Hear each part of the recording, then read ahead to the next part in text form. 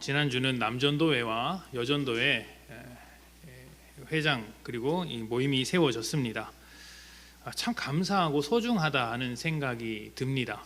처음 교회를 세우면서 우리 교회 기둥과 같은 성도님들이 세워지고 또 그 성도들이 우리 교회를 만들어 갔으면 좋겠다라는 바람이 있었어요. 목회자 중심이 아니라 목회자는 가르치는 일을 책임지고 성도들은 이제 성도들을 책임지는 또 삶을 책임지는 그런 교회가 되었으면 좋겠다라는 것이 저의 작은 소망이었는데, 그 소망을 따라 하나님께서 일하시고 계신 것 같아서, 또 하나님께서 우리의 소망을 통해 일하시고 계신 것 같아서 참 감사하다는 생각이 듭니다. 사모와도 식사를 하면서 짧게 이야기를 나누었는데 우리 교회에 든든한 버팀목이 생겼구나라는 생각이 듭니다. 남전도회, 여전도회라는 것이 이미 이전에도 성도님들은 훌륭하게 신앙생활을 하고 계셨지만 전도회가 생겼다라는 것이 한편으로는 참 든든하다라는 생각이 들었습니다. 그리고 전도회가 생겨서 그런 건지 모르겠지만 제 개인적으로는 그래도 교회에 뭔가 생기가 조금 더 돌고 활력이 돈다라는 느낌이 좀 들었습니다. 지금까지도 모두 각자 자리에서 성도의 역할을 잘 감당하고 계셨겠지만 이제 남녀 전도회가 이제 세워진 만큼 모든 성도님들이 힘을 합하여서 더욱더 이 교회가 건강해질 수 있도록 서로 섬겼으면 좋겠고요. 서로 돌보는 모습으로 인해서 사랑으로 가득한 또 나눔으로 가득한 교회가 되었으면 좋겠습니다.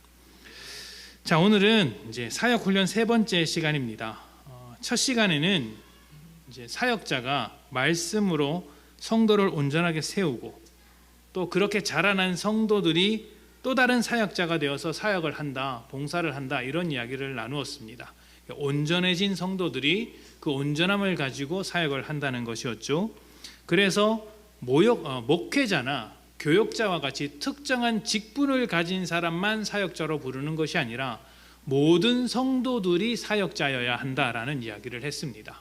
성장해서 모두가 사역자가 되는 것이죠. 모든 성도가 사역자가 되는 것이야말로 모든 교회들이 가지고 있는 꿈이자 하나님께서 우리에게 품으신 소망이 아닐까 생각을 해봅니다. 주님께서 우리를 위하여 십자가를 지시고 죽으신 것이 단순히 주일날 교회에만 열심히 나오면 된다라는 것을 위해서 십자가에 못 박힌 것은 아닐 것입니다. 천국에 가는 것으로만 끝나기 위해서 십자가를 지신 것은 아닐 거예요.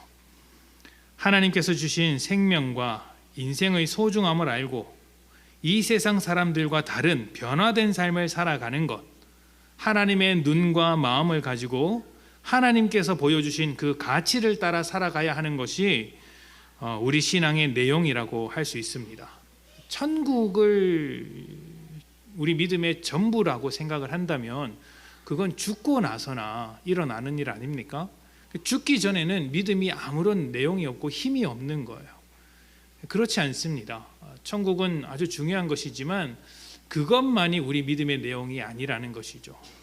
더 복된 가치, 더 놀라운 가치를 향해 달려가는 그 삶이 하나님께서 십자가를 통해 우리에게 이루어주고자 하셨던 것들입니다. 이것을 알고 신앙생활을 해야 메말라지지 않습니다. 껍데기뿐인 신앙으로 남지 않습니다. 알맹이가 단단히 채워진 신앙이 될 수 있겠죠.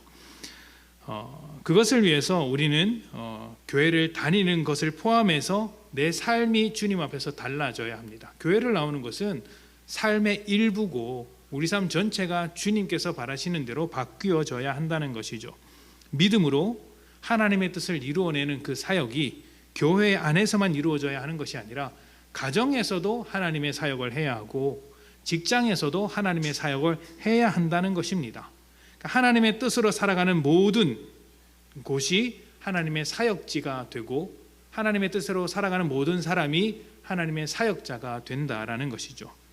자, 그렇다면 우리가 우리의 삶을 통해서 이루어내야 할 사역이 무엇이었습니까?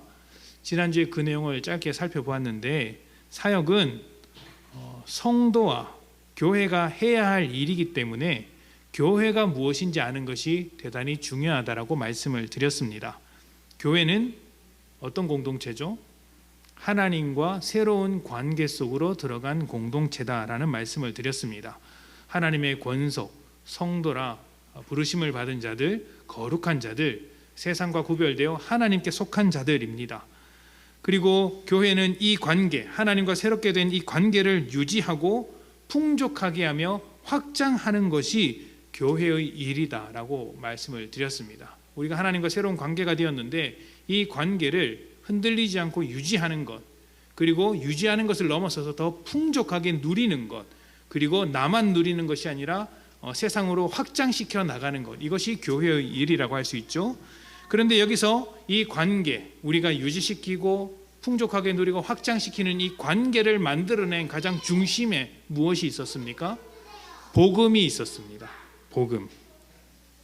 예수님께서도 하나님의 일이란 자신을 믿는 것, 예수를 믿는 것이라고 이야기를 하셨습니다. 복음과 관련이 있는 것이죠. 그래서 사역이란 하나님의 일이며 동시에 복음으로 관계를 만들어 나가는 일이라고 할 수 있습니다. 제가 이제 사역을 시작하고 신학교에서 공부를 하고 있을 때 한 목사님께서 예배를 드리면서 이제 이런 이야기를 한 적이 있었어요. 이제 설교 시간에 이제 신학생들이 모여 있는 그 채플에서 설교 시간에 목회는 관계가 전부다, 이런 이야기를 하신 적이 있습니다. 목사에게 있어서 관계가 전부다.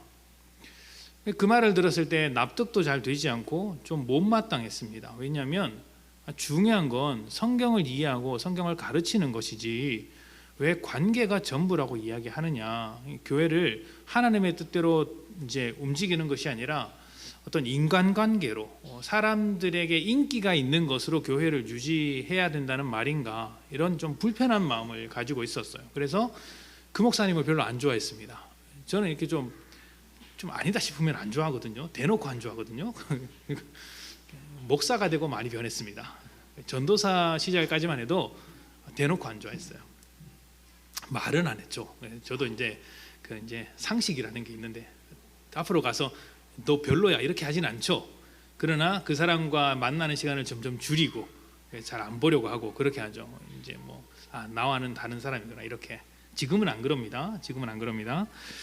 자, 근데 목회를 하고 나니 그분의 말이 맞았습니다. 관계가 전부였어요. 관계가 전부입니다. 근데 인간관계, 사람에게 인기가 있는 것, 사람이 좋은 것, 이걸 말하는 게 아니라 지금 생각해 보니 여러 가지 관계가 있었던 거예요. 하나님과의 관계가 중요하고, 또 성도와 성도의 관계가 중요하고, 성도와 세상의 관계가 매우 중요하더라. 정말 목회는 관계가 전부이구나라는 생각이 들었습니다. 이 관계를 잘 만들어가는 것, 하나님과의 관계, 성도들끼리의 관계, 세상과의 관계를 잘 만들어가는 것이 하나님의 일인 거예요. 자, 그렇다면 여기서 중요한 것은 이러한 하나님의 일, 관계를 유지시키고 풍족하게 하고 확장시키는 이 하나님의 일을 무엇으로 하느냐는 것입니다. 무엇으로 해야 될까요?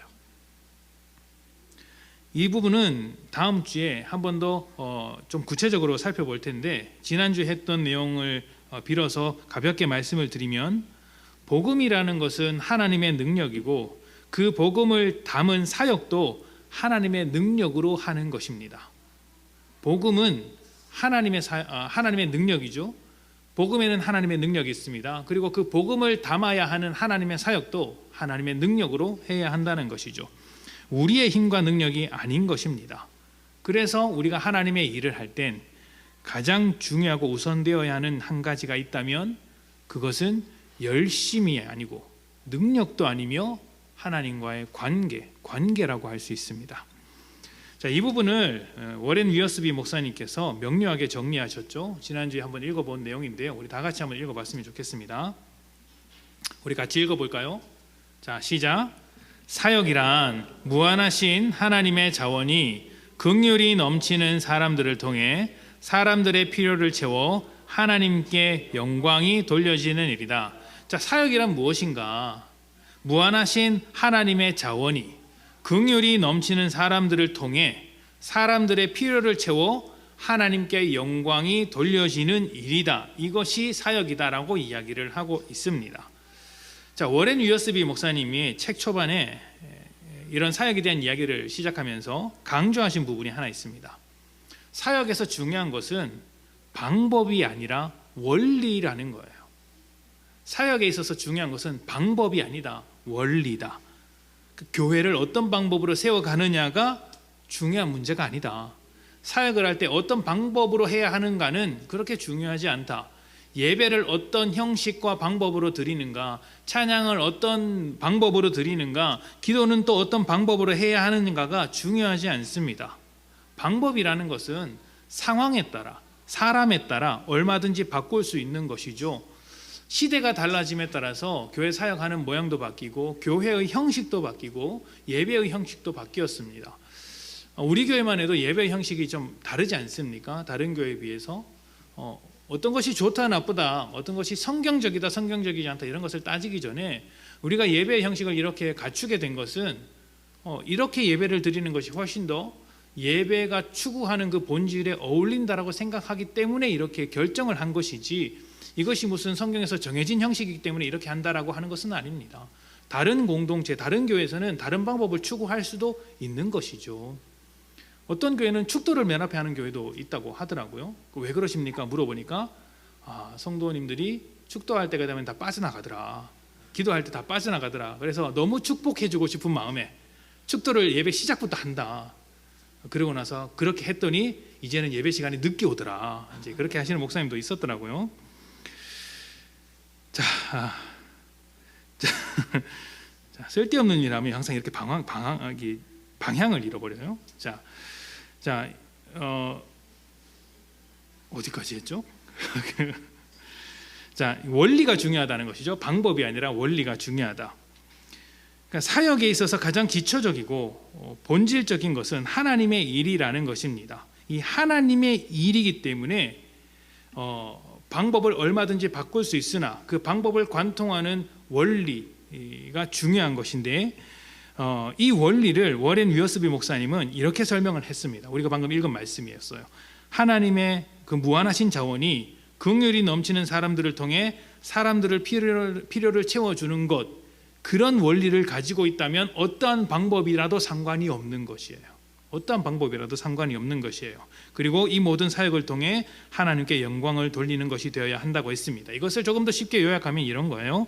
하나님의 것이 하나님의 사람을 타고 하나님이 필요한 사람들에게 전달되는 것, 하나님의 것이 사람을 타고 사람에게 전달되는 것, 그래서 그것을 받은 사람들이 감사하며 그것을 나눠줄 수 있는 사람들이 하나님을 기뻐하는 것, 여기까지 가면 그것이 사역의 원리라고 할 수 있죠.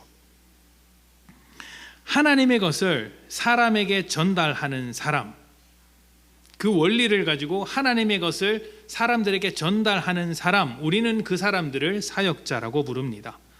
저와 여러분이 하나님의 것을 받아서 나누어 줄 수 있다면 누구나 다 사역자가 되는 것이죠. 그래서 하나님의 것을 나누어 주는 입장에서 사역을 하는 우리에게 가장 필요한 것은 열심이 아니라 관계인 거예요. 하나님의 것을 잘 전달하기 위해서는 우리가 먼저 하나님과의 관계 속에서 살아야 하는 것입니다. 내가 하나님의 것을 누리지 못하고 내가 하나님의 사랑을 알지 못하는데 어떻게 하나님의 것을 나누며 하나님의 사랑을 줄 수 있겠어요? 하나님과의 관계를 맺는 것이 가장 중요한 일이고 가장 우선적인 일입니다. 그 다음에 열심히 따라오고 능력이 따라오고 이렇게 하는 것이죠. 관계가 세워지는 것이 가장 중요한 것입니다. 자, 오늘은 이 관계에 대해서 조금 더 깊이 있게 구체적으로 살펴보도록 하겠습니다. 사도행전 3장에는 태어나면서부터 걷지 못한 사람의 이야기가 나옵니다. 걷지 못해서 이제 성정 미문에 사람들이 옮겨다 놓으면 그 미문 앞에서 하루 종일 구걸하는 사람의 이야기입니다. 그가 지나가는 사람들에게 좀 도와달라고 구걸할 때 마침 그곳을 베드로와 요한이 지나갔고 그 걷지 못하는 사람이 베드로와 요한에게 좀 도와달라고 이야기를 합니다. 베드로와 요한이 그 사람을 주목하여서 보고 이야기를 꺼내죠. 무엇이라고 이야기를 꺼냅니까? 한번 읽어봅시다. 사도행전 3장 6절입니다.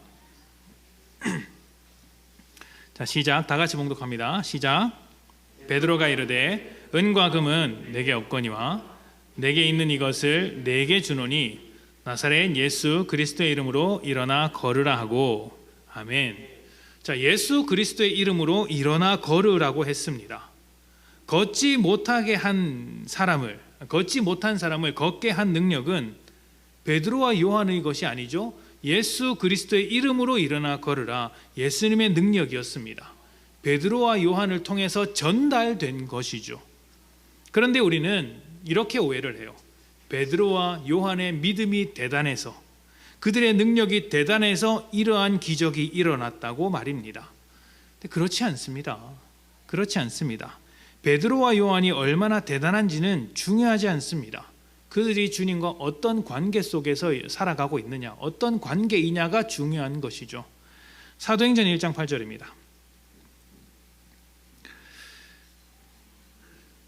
함께 봉독합니다. 자, 시작. 오직 성령이 너희에게 임하시면 너희가 권능을 받고 예루살렘과 온 유대와 사마리아와 땅끝까지 이르러 내 증인이 되리라 하시니라. 아멘. 자, 성령이 너희에게 임하시면 너희가 권능을 받는다고 하셨습니다. 그러니까 이 권능으로 걷지 못하는 사람을 이렇게 세운 것이죠. 베드로와 요한의 권능이 아니라 성령이 임하심으로 받은 하나님의 권능입니다. 그런데 여기서 우리가 또 오해를 해요. 성령을 능력으로 생각을 하는 것입니다. 근데 그것도 아닙니다. 성령님은 능력이 아니에요. 성령님은 능력이 아니라 우리와 하나님을 새롭게 이어주는 분입니다. 우리가 하나님과 새로운 관계로 들어갈 수 있도록 만들어주시는 분이라는 것이죠. 요한일서 4장 13절입니다. 요한일서 4장 13절 우리 같이 봉독합니다. 자, 시작. 그의 성령을 우리에게 주심으로 우리가 그 안에 거하고 그가 우리 안에 거하시는 줄을 아느니라. 아멘. 자, 성령이 우리에게 있으므로, 성령 우리가 주셨으므로 어떤 일이 일어났죠? 우리가 그 안에 거하고 그가 우리 안에 거하게 되었습니다. 연합을 이룬 것이죠. 하나님과 우리가 연합된 관계, 떨어질 수 없는 관계가 되었다라고 설명을 하고 있습니다. 베드로와 요한은 이 새로운 관계를 바탕으로 그들의 능력이 아니라 하나님의 능력으로 하나님의 일, 걷는 자를 일으키는 복음의 사역을 했던 것입니다. 그리고 이 복음의 사역은 사도행전 1장 8절에서 말한 바와 같이 예수 그리스도의 증인으로서의 일이었습니다. 그렇다면 사역자는 누구입니까? 어떤 사람이죠? 사역자는 성령으로 예수의 증인된 사람들입니다. 사역자는 그들의 삶으로 하나님의 일, 복음적인 일을 하며 복음을 증거하는 사람인 것입니다. 그래서 하나님과의 관계가 매우 중요하고 매일의 삶 속에서 성령님과 동행하는 것, 성령님과 함께 살아가는 것이 중요한 것이죠. 자, 그렇다면 성령과 함께 살아가는 사람들은 무엇이 다를까요? 어떤 특징이 있을까요? 이 부분을 우리가 오늘 로마서 8장을 가지고 한번 살펴보도록 하겠습니다. 사실 사역훈련 이 소그룹 모임을 하면 이 로마서 8장을 가지고 성령 안에 있는 사람, 성령과 함께 살아가는 사람을 가지고 한 6주 정도 이제 진행을 합니다. 그런데 다 하진 않고 엑기스만 뽑아서 짧게 요약을 해서 정리 한번 해보도록 하겠습니다. 자, 로마서 8장 9절입니다.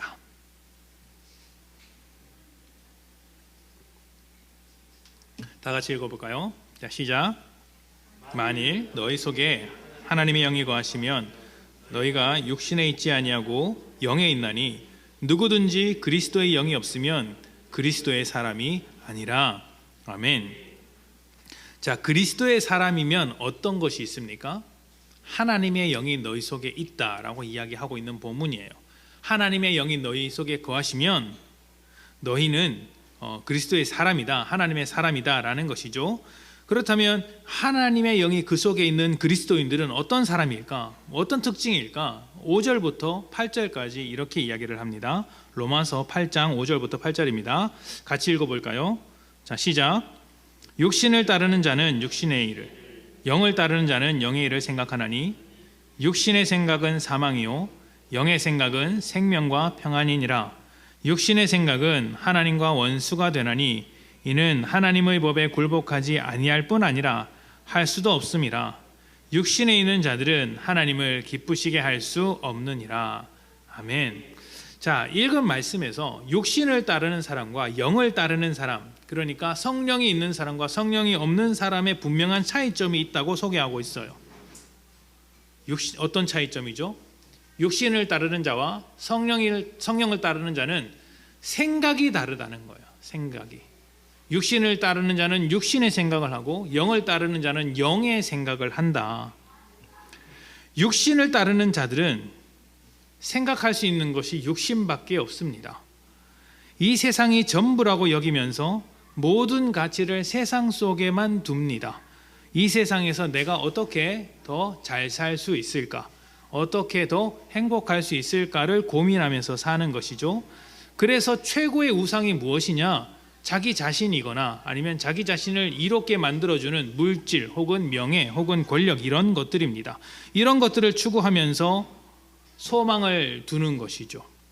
그런데 성경은 이제 영으로 생각하는 사람들, 성령으로 새로운 관계에 들어가는 사람들은 그런 사람들과 다르다고 이야기를 하고 있어요. 우상을 따르지 않는 것이죠. 육신을 따르는 것보다 훨씬 더 고귀한 것을 가지고 있고 복된 가치가 있다는 것을 알고 있다, 이렇게 설명을 하고 있습니다. 누가요? 예수의 영을 받은, 성령을 받은 우리가 그 가치를 알고 있는 사람이다라는 것이죠. 이 가치는 생명에 관한 것이고 영원에 관한 것입니다. 죄와 사망으로는 도저히 가늠할 수조차 없는 것이죠. 그래서 우리는 영원한 생명으로 가득한 이 세상을 하나님 나라라고 부르면서 우리의 유일한 소망으로 삼는 것이에요. 우리의 소망이 무엇입니까? 이 영원한 생명이 있는 하나님 나라인 것이죠. 그 나라가 정말 복되기 때문에 이 세상에 대한 미련을 접을 수 있는 것이고, 살아가는 동안 하나님 나라를 체험하고 경험할 수 있도록 우리가 살고 있는 이 세상을 하나님 나라를 만들기 위해 달려가는 것입니다. 그러니까 이 세상에서 더한 기쁨을 얻기 위해서 매여 사는 것이 아니라 이미 이 세상을 넘어선 가치가 있다는 것을 알게 되었기 때문에 그것을 바라보며 열심히 뛰어가는 삶을 살고 있더라는 것이죠.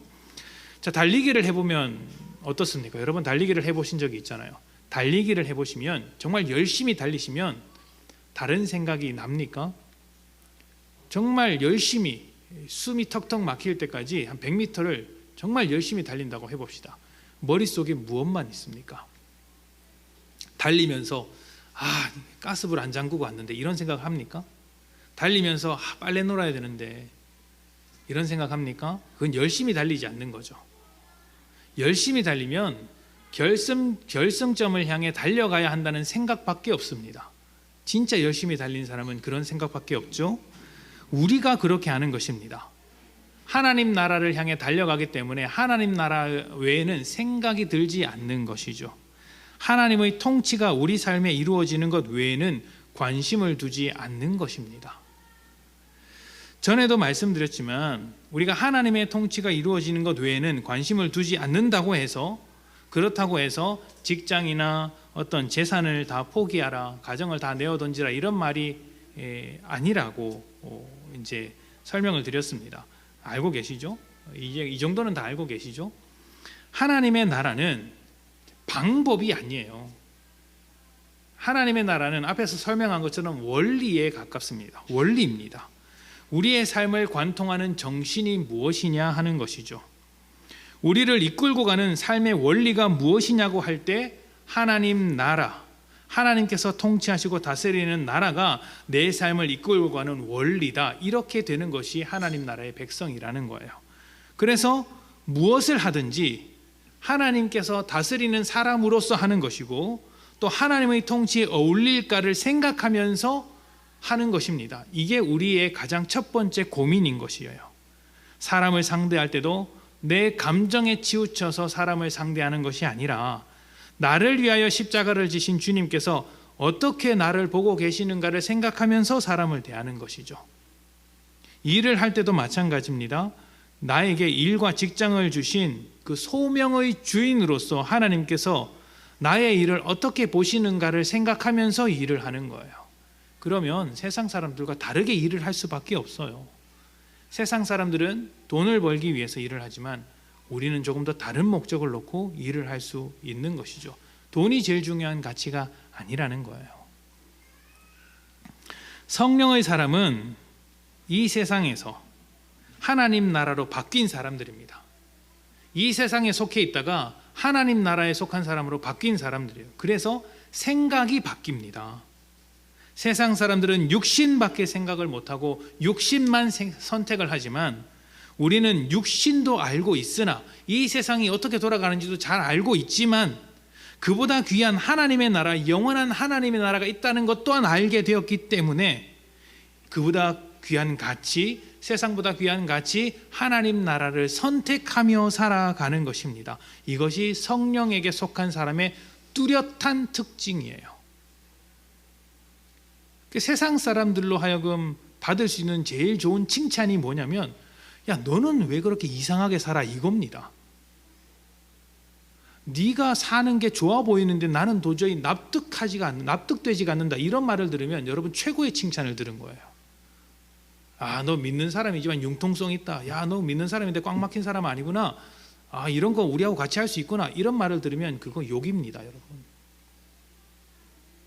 좋은 이야기 아니에요.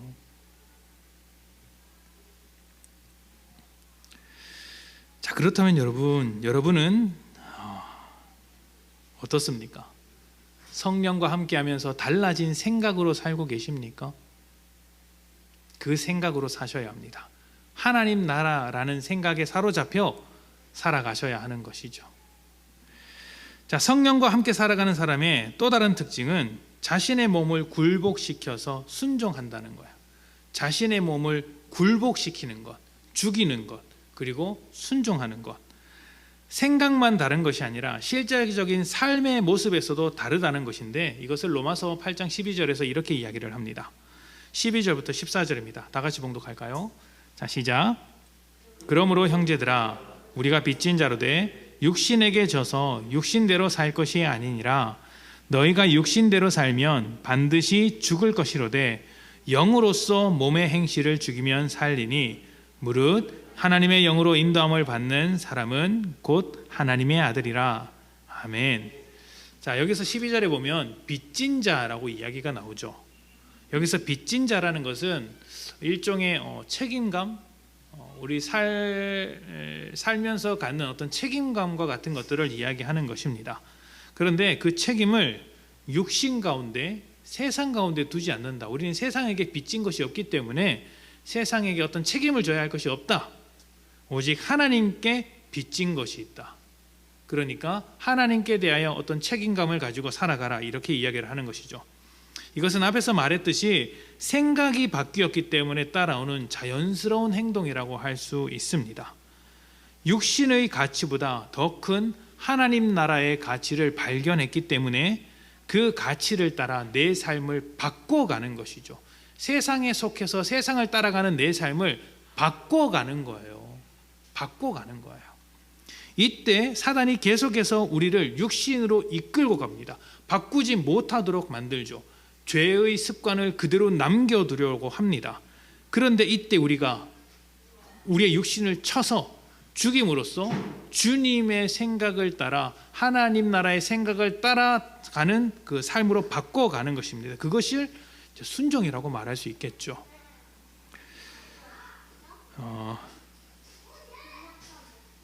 네, 그렇다고 합니다. 그러니까 우리가 속임수에 넘어가지 않기 위하여 스스로의 삶을 경건하게 만들고 절제하게 만들고 또 하나님께 초점을 맞추어서 살아가는 것이 몸의 행실을 죽이는 것, 하나님 나라를 향해 가는 순종이라고 말을 할 수 있겠죠. 자, 여기서 핵심은 이런 것이에요. 우리가 왜 순종을 해야 하느냐, 이것을 분명하게 알아야 한다는 겁니다. 왜 순종을 해야 하죠? 왜 순종을 해야 하죠? 세상보다 훨씬 더 좋은 가치가 있다는 걸 알기 때문에, 세상보다 훨씬 더 가치인 하나님 나라라는 가치가 있다는 것을 알기 때문에 이 하나님 나라의 가치를 향해 달려가는 것이에요. 그것을 순종이죠. 이렇게 순종해서는 안 됩니다. 그러니까 내가 순종을 했더니 내가 순종을 하지 않으면 벌을 받는구나, 내가 하나님의 뜻대로 살지 않으면 내게 엄청난 벌이 내리겠구나, 이 벌이 두려워서 순종하는 것이 아니어야 한다는 거예요. 우리는 더 좋은 것을 따라가는 사람들이고 영원한 것을 따라가는 것입니다. 하나님 나라라는 복된 가치를 발견했기 때문에 순종하는 것이라는 점을 분명히 해야 합니다. 우리가 방금 이야기했던 이제 하나님의 무한하신 자원을 사람들을 통해 나누어 주는 것이라고, 나누어 주는 것이 하나님의 사역이라고 이야기했지 않습니까? 나누어 줄 때 하나님의 무한하신 그 자원의 풍성함을 깨닫는 것이 먼저죠. 하나님의 자원이 이렇게 크구나, 놀랍구나, 풍성하구나, 하나님의 사랑이 이렇게 대단하구나를 아는 것이 먼저죠. 이걸 아는 사람이 주님의 마음을 갖게 되고, 다른 세상 모든 사람들에게도 이 마음이 필요하겠구나, 세상에 혼자 살아가는 것보다 주님과 함께 살아가는 게 훨씬 복되는구나, 이것을 알게 되어서 나누어 주는 거예요. 긍휼한 마음으로. 저 불쌍한 사람들에게, 하나님을 가지지 못한 불쌍한 사람들에게 긍휼한 마음으로 나누어 주는 것이죠. 두려워서 하는 것이 아니라 기쁨으로 하는 것이고, 풍족해서 하는 것이고, 감사해서 하는 것이어야 한다는 말입니다. 자, 이것을 로마서 8장 15절에서 이렇게 이야기를 합니다. 다 같이 봉독해 볼까요? 자, 시작. 너희는 다시 무서워하는 종의 영을 받지 아니하고 양자의 영을 받았으므로 우리가 아빠, 아버지라고 부르짖느니라. 아멘. 자, 성령을 받은 자는 하나님과 사랑의 관계 안에서 그 풍성함을 누리기 때문에 하나님을 벌 주시는 두려운 분으로 생각하는 것이 아니라 아빠, 아버지라고 여기는 거예요. 그래서 우리의 삶이 변화되는 동기는 사랑에 있는 것이고, 그 사랑의 관계가 풍성할수록 육신대로 살기보다 하나님의 영으로 인도받기를 소망하는 것입니다. 그래서 신앙생활을 가만히 보면요, 하나님과의 관계가 깊은 사람일수록 더 관계가 깊어지려고 합니다. 이것은 마치 이런 것과 같아요. 여러분, 학교에서 공부를 제일 열심히 하는 사람들이 누군지 아십니까? 대부분 전교 1등이 제일 열심히 합니다. 왜 그럴까요? 진짜 공부를 열심히 해야 하는 아이들은 전교 1등이 아니라 이제 1등을 못 하고 있는 아이들이지 않습니까?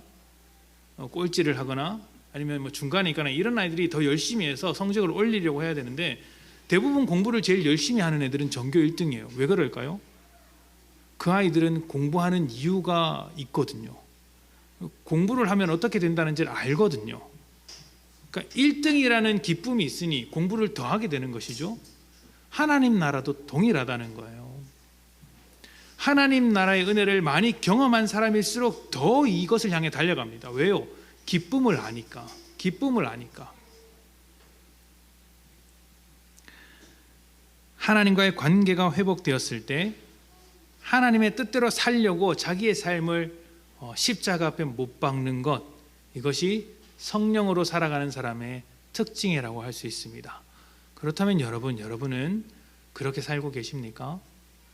여러분의 삶을 편하기 위해서 살아가는 것이 아니라 정말 하나님께서 원하시는 대로 살기 위하여 불필요한 것들, 절제되어야 할 것들을 절제하면서 살고 있습니까? 저는 여러분의 삶의 우선순위가, 삶의 가치가 행복에 있지 않았으면 좋겠습니다. 세상에서도 이런저런 강의를 들어보면 행복을 추구하는 사람일수록 행복하지 않다고 이야기를 합니다. 행복이 삶의 목적이 되면 절대로 행복해지지 않는다고 이야기합니다. 세상에서도 그렇게 이야기를 합니다. 우리의 삶이 하나님께 고정되어 있고 하나님 나라를 향해 달려갈 때 하나님으로부터 나오는 그 무한한 기쁨이 넘친다라는 것을 기억을 하십시오. 우리의 삶을 바꿔서 내 죄의 습관을 죽이고 하나님 앞에 순종하는 모습으로 나아갈 때 그것이 성령과 함께 살아가는 사람이다, 하나님의 일꾼으로서의 모습이다라는 것을 기억하셨으면 좋겠습니다. 자, 마지막으로 짧게 하나만 더 덧붙이겠습니다. 성령과 함께 살아가는 사람의 세 번째 특징은 그 영광의 자리에 서기 위해 고난을 감수할 수 있는 사람, 고난을 감수하는 사람이라는 것입니다. 로마서 8장 16절부터 17절입니다. 우리 함께 읽어볼까요? 자, 시작. 우리가 하나님의 자녀인 것을 증언하시나니 자녀이면 또한 상속자 곧 하나님의 상속자요 그리스도와 함께한 상속자니 우리가 그와 함께 영광을 받기 위하여 고난도 함께 받아야 할 것이니라. 아멘. 자, 부모로부터 뭐 재산이나 이런저런 것들을 물려받는 것을 상속이라고 하죠. 자, 그러면 우리는 하나님의 자녀입니다. 하나님으로부터 무엇을 물려받을까요? 상속자라고 말하지 않습니까? 우리는 하나님께 무엇을 물려받을 수 있을까요?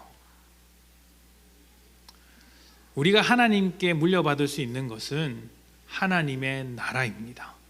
하나님께서 왕으로서 통치하시는 그 나라를 우리가 물려받는 것이죠. 그런데 이 나라는 이 세상에 있는 여러 나라들과 성격이 다릅니다. 앞에서 잠깐 언급한 대로 이것은 원리와 관계가 있어요. 세상 나라는 영토가 있고 국민이 있고 이렇게 있어서 이제 어디까지가 나라고 어떤 사람이 국민이다 이렇게 선을 그을 수가 있습니다. 그런데 하나님 나라는 하나님의 통치로 이루어진 나라입니다. 하나님의 다스림이라는 그 원리로 만들어지는 나라인 것이죠. 그래서 언제 어디서나 있을 수 있고 누구에게나 존재할 수 있는 나라입니다. 내가 하나님의 통치를 받으면 그 자리가 하나님 나라인 것이고, 내가 하나님의 통치를 받으면 내가 하나님의 백성이 되는 것이죠. 사단은 이 나라를 적극적으로 반대합니다. 그리고 우리가 그 나라를 물려받지 못하도록, 하나님의 통치를 받지 못하도록 계속해서 방해하는데, 그 방해 중에는 고난이라는 이름으로 찾아오는 것들이 있습니다. 어떤 것들일까요? 우리가 앞에서 하나님께서 보시기 때문에 사람을 대할 때도 하나님께서 보시는 것을 생각하면서 내 감정에 치우치지 않고 사람을 대하는 것이어야 한다라고 말씀을 드렸지 않습니까? 그런데 그렇게 사람을 대하다 보면 정말 싫은 사람을 만나야 할 때도 있습니다. 말하는 것이, 그 사람은 악한 의도가 없이 말하는 것이겠지만 그 말 한마디 한마디가 내 마음을 콕콕 찌르는 사람들이 있습니다. 행동 하나하나가 불편한 사람들이 있죠. 그러면 가급적 그 사람과 관계를 맺지 않는 것이 우리의 마음을 편하게 하는 것이겠죠. 그런데 그 사람과 우리는 관계를 유지시키고 확장시키고 풍족하게 만드는 사람들 아닙니까? 새로운 관계를 맺어가는 사람들 아닙니까? 그러니까 하나님과 맺어진 이 관계를 바탕으로 다른 사람과 하나님과의 관계를 이어주고, 우리 역시 새로운 관계로 들어가기 위해서, 복음을 만들기 위해서 그 사람과의 관계를 계속 이어나갈 때 그 사람이 나를 찌르는 모양이 있더라도 그것을 감수할 수 있는 것이 고난을 감수하는 그리스도인의 모습이라는 것이죠. 직장 생활을 하면 꼭 신앙할 때와 충돌이 일어날 때가 있습니다. 내가 믿는 자로서 저 사람들 사이에 섞이고 싶지 않은데, 또 혹은 저런 부당한 일을 하고 싶지 않은데, 주일날 교회 가야 되는데, 수예배도 드리고 싶은데 직장에서 그렇게 만들지 못할 때가 많습니다. 고난을 감수하는 것이죠. 감수하는 것이죠. 일전에 언젠가 한번 말씀을 드린 적이 있었습니다.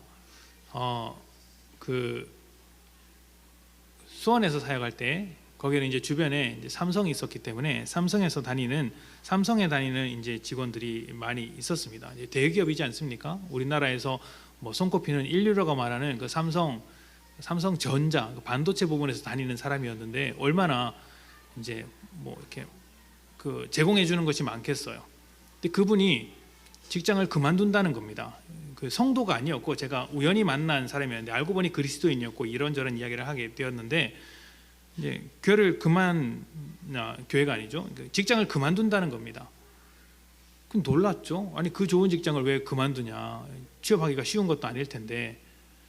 그러니까 자기가 어디로 가기로 결정을 했는데 그만두는 이유가 무엇이었는지 아십니까? 신우회를 만들 수 없어서 그만둔다고 합니다. 그러니까 이제 거기는 뭐 노조라는 게 없었으니까 이제 믿는 사람의 모임, 이런 모임을 만들 수가 없었다고 해요. 그 규정에는. 지금은 어떤지 모르겠습니다. 그때는 그랬나 보죠. 그래서 그게 싫어서 나온다고 합니다. 대단하지 않습니까? 깜짝 놀랐습니다. 속으로 당신이 저보다 낫습니다 라는 생각을 했습니다. 뭐 그렇다고 여러분들을 보고 다 직장을 그만두라는 이야기는 아닙니다. 그분의 신앙대로 그분은 그런 어려움을 감수하면서도 하나님 나라를 향해 달려갔다면 여러분의 삶은 어떠냐는 것이죠. 여러분의 삶은 다시 한번 말씀드리지만 그분과 똑같이 살아야 한다라는 말씀이 아닙니다. 방법은 다양할 수 있어요. 근데 원리는 같아야 하는 것입니다. 그리고 원리대로 살기 위해서 그 원리에 반대되는 여러 가지 고난이 찾아올 때 그 영광이 너무나 기쁘기 때문에, 하나님 나라의 가치가 너무나 복되기 때문에 그 고난을 감수할 수 있겠느냐, 그것이 성령을 쫓아가라 살아가는 사람의 특징이라고 말씀드릴 수 있습니다. 자, 여러분은 어떻습니까? 지금 성령님과 함께 살고 계신 사람입니까? 성령으로서 생각이 바뀌고 또 삶이 바뀌며 고난을 감수하면서도 하나님 나라를 바라보며 살고 계십니까? 그렇다면 참 잘하고 계신 것입니다. 여러분이 더 이미 온전해지셨고 또 온전해지심으로 하나님의 사역에 쓰임받는 일꾼으로서 잘하게 되실 것입니다. 그런데 혹시 이 중에 부족하다고 생각하시는 분들이 계십니까? 스스로 나는 그렇게까지는 안 되고 있다, 나는 정말 자격이 없구나 라고 생각하는 분이 계십니까? 그렇더라도 여러분 좌절하지 마십시오. 절대로 좌절하지 마십시오. 신앙은 좌절하는 것 아닙니다. 스스로 못났다고 자책할 필요도 없습니다. 내가 이 모양이구나 라고 스스로 자책할 필요도 없습니다. 왜냐하면 우리는 원래 그런 사람들이었기 때문이에요. 원래 우리는 죄인이었어요. 우리 원래 다 죄인 아닙니까? 누가 훌륭해서 이 자리에 앉아 있습니까? 하나님 앞에서 누구나 다 죄인 아닙니까? 그런데 죄인인 우리를 하나님께서 먼저 찾아오셔서 죄의 자리로부터 벗어나게 하셨고 가장 복된 자리, 하나님의 자녀된 자리로 옮겨주셨습니다. 그분께서 우리의 부족함을 아시고 먼저 일하셔서 우리와 하나님과의 관계를 계속해서 만들어 가실 것입니다. 지금 내가 못하고 부족하고 이건 중요하지 않아요. 하나님과의 관계가 중요한 것이지. 하나님께서 우리를 만들어 가신다니까요. 만들어 가시는 거예요. 하나님과의 관계가 중요한 것입니다. 하나님께서 우리를 만들어 가실 때 때때로 우리는 우리의 부족함이 드러나는 순간을 만나게 될지도 모릅니다. 우리의 모자람을 만나게 될지도 모릅니다. 내가 이렇게 실력이 없고 부족하고 죄인이라는 사실을 깨닫게 될 수도 있습니다. 그러면 여러분 그때 박수치면서 기뻐해야 되는 거예요. 왠지 아십니까? 드디어 하나님께서 나의 부족함을 보게 하셨으니 이 부족함을 통하여서 일하시겠구나. 연약한 자를 통하여서 강한 자를 부끄럽게 하시는 하나님께서 그 능력으로 일을 하시겠구나. 나의 부족함으로 인해 하나님의 사역이 막히지 않고 오히려 더 풍성한 은혜가 누려지겠구나. 이것을 감사해야죠. 여러분 십자가를 생각하면 감사하지 않습니까? 십자가를 통해 감격해야 하지 않습니까? 왜 십자가가 나타났죠? 우리가 죄인이기 때문에 십자가가 드러난 것 아닙니까? 십자가를 위해서 우리가 죄인이 된 것은 아니지만 우리의 죄의 그 빈자리를 우리의 죄가 만들어낸 우리 삶의 그 빈자리를 주님께서 십자가로 채우셨습니다. 그러면 그 빈자리를 볼 때마다 이미 십자가의 은혜를 경험한 우리는 하나님의 은혜로 더 채워지겠구나라는 것을 소망해야죠. 세상의 마음이 무엇이냐면 너는 부족하니까 좌절해야 돼 이거예요. 왜냐하면 그 부족함을 내가 채워야 되거든요. 근데 내가 채울 실력이 없잖아요. 근데 그리스도인은 그게 아닙니다. 그리스도인은 내가 부족하면 하나님께서 채우시는 거예요. 그래서 감사하는 것이죠. 그리스도인에게서 좌절이나 어떤 자책이나 낭망이나 이런 건 정말 어울리지 않는 말입니다. 특히 하나님의 사역을 함에 있어서 그렇습니다. 여러분 제가 목회자잖아요. 제가 하루에도 수없이 제 자신에 대해서 실망을 합니다. 그런데 감사합니다. 왜냐하면 놀랍거든요.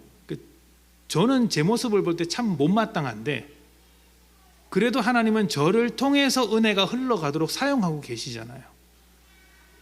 이 말씀을 통해서 도전받고 은혜를 나누는 성도들이 계시잖아요. 그러면 나의 부족함을 통해서 일하시는 하나님을 기뻐해야 하는 것이지 내가 못났다고 좌절할 필요가 있습니까? 없죠. 없습니다. 지금 우리가 하고 있는 이 일들이 우리의 능력으로 하는 사역도 아닙니다. 우리의 일이 아닙니다. 하나님의 일을 하는 것이죠. 하나님의 일을 하나님의 능력으로 하는데 우리를 통해서 하는 것입니다. 우리가 좀 부족하더라도 하나님은 부족하지 않습니다. 고쳐서라도 일하시는 하나님이신데 뭐가 쉽습니까? 하나님께서 우리를 감동시켜서 하나님의 사람으로 온전히 만들어 가시고 그렇게 온전하게 된 사람들을 통하여서 또다시 하나님의 일을 하도록 만드시는 것이죠. 생명과 영혼과 관련된 그 하나님의 복된 사역에 동참하도록 인도하시는 것입니다. 그렇기 때문에 우리가 해야 할 일은 우리 모두를 하나님의 사역자로 부르셨다는 그 놀라운 사실을 기억하면서 날마다 하나님과 깊은 관계를 만들어 가려고 하는 것, 이것이 우리가 해야 할 유일한 일일지도 모르겠습니다. 우리의 마음의 자리를 내어드려서 성령님과 날마다 함께 하십시오. 그렇게 할 수만 있다면 하나님께서 우리를 자신의 일로 초청하시고 그 일을 함께 하시려고 하실 것입니다. 생명과 영혼의 일들이 우리의 삶을 통해 이루어지는 것을 보게 될 것입니다. 여러분의 인생을 통하여서 다른 영혼들이 살아나는 것 또한 만나게 될 것입니다. 다시 한번 말씀드립니다. 성령으로 살면서 하나님과의 관계가 충만해지시기를 축복합니다. 하나님과의 관계가 충만해져서 하나님의 사랑과 은혜를 깊이 경험하시고 그 힘과 능력으로 복음의 일을 완성하는 복된 성도님들이 되시기를 축복합니다. 아멘. 함께 기도합시다.